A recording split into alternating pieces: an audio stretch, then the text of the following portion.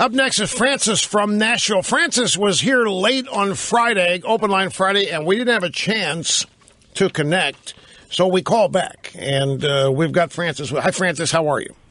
Hey there, Rush. You know, my belief in your brilliance is not based only on the fact that you agree with me 96.7% of the time, but your imitation of Bill Clinton is even better than mine. So there you go. Thank you. I appreciate it. That's saying something. Gay marriage. See, here's my take on this. You said on Friday that less than 2% of the adult population is gay, and an even smaller number than that wants to get married. Right. So I say, who cares? What do we care if some very tiny percentage of the population wants to get married to each other? How could it possibly be a threat to traditional or heterosexual marriage just because a few gay people want to get married? That's the first thing. I don't understand why anybody really cares about it. The second thing is bakery. Suppose, the gay couple goes in and the baker says, I'm not going to bake you a cake because on religious grounds, I don't think gay people should get married. So the next couple comes in and it's a black man and a white woman.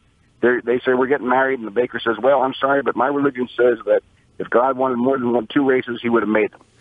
If the baker has to sell the cake to the interracial couple, what's the difference? Goes back to your first question. If for millennia, marriage has been an institution about specific things. It has not been an arrangement of convenience in the here and now to satisfy surface, specious desires. Marriage has been a commitment. You can say it works or doesn't. You can say that it's not always perfect. I don't care how you want to rip it, but marriage is what it is.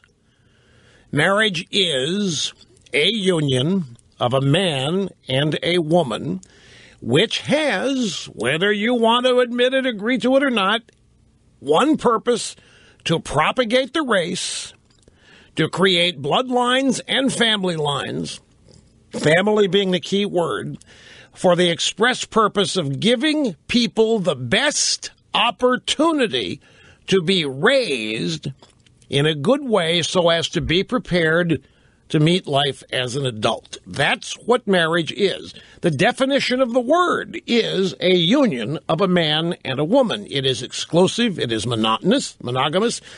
Now, not everybody obeys. Understand that. But tradition, institutions are not rendered useless simply because some people fail them. An institution is what it is. Just because some people do not follow through, it doesn't mean the institution is flawed. If you're going to come along because desires of the moment leave people to think that they are excluded from this, and this is unfair, and so we're going to redefine what marriage is. That's the problem people have with it. Marriage is a specific thing, and it has specific purposes. Now, your question, hey, it's only 1%, 2% of the population. What is the big deal? It is a recognition that the institution of marriage, defined through the millennia, has a definitive and worthwhile, uplifting, demonstrably proven to be uplifting purpose.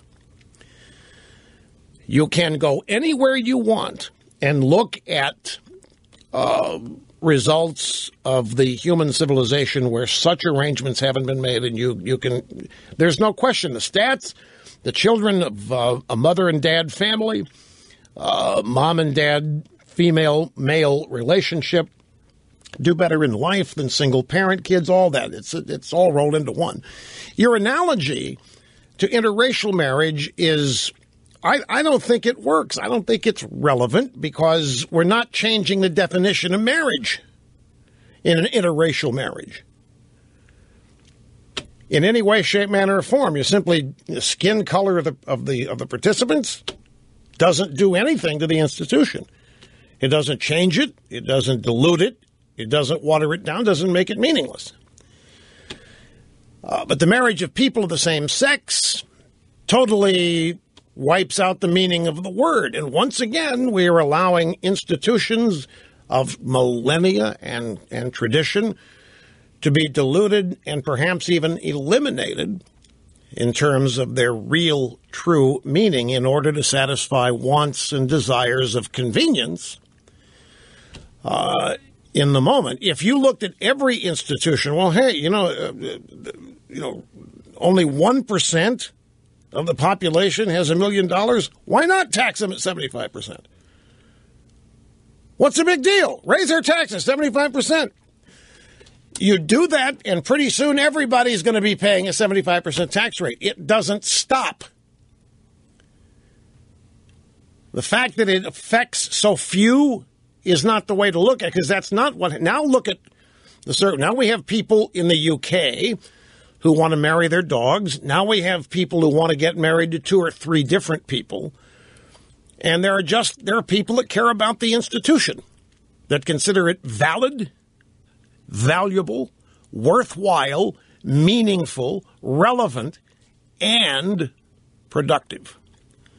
And they're worried about it being watered down and diluted to meaninglessness. And in the process, they're worried about the whole notion of respect for it crumbling as well. Your attitude happens to be the majority opinion, though. That's how it is coming to pass. Your attitude, hey, if 2 people love each other, what difference does it make? Who are you to say people who love each other shouldn't be able to get married? So I could use one of your techniques back at you. Well, gay people are not prohibited from getting married. Anybody, a man, a woman, if they want to marry each other, can get married. Nobody's being denied the chance to get married. Now, you would guffaw at that. You would poo-poo that, but it's the same analogy as your interracial marriage example. That would be my answer to you. I mean, these things, to a lot of people, do matter because of the future implications contained, and we will be back. Look, folks, it really isn't complicated. Marriage, like every other word, has a definition. It is the union of a man and a woman. And, very, very importantly in this instance, in most cases, it happens or is supposed to happen under the eyes of God. Uh-oh, religious component. Uh-oh, religion is the enemy of the left. Uh-oh, anything we can do to blow up religion, we'll do. Therefore, make marriage nothing more than an agreement. God's got nothing to do with it. There isn't anything really serious going on here. Just 2 people that love each other saying so. Why not?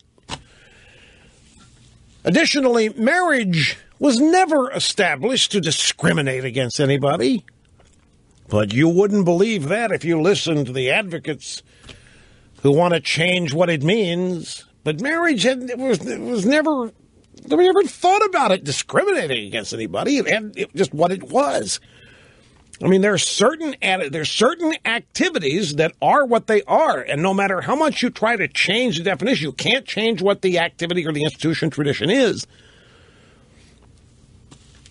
It was never established to discriminate against people. It had much loftier goals. Marriage had a much loftier purpose than discriminate. It was not even a factor. And then there's this. When you boil this all down, I don't care what you do, and I don't care how you arrange things, every single one of us has a mother and a father.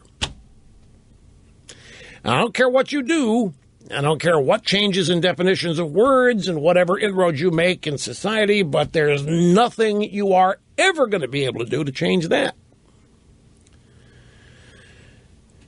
We all have a mother and a father. And if we start screwing around, well, we already have, with the definition of marriage and all this, then there are going to be a lot of people who aren't going to know who both of their parents are.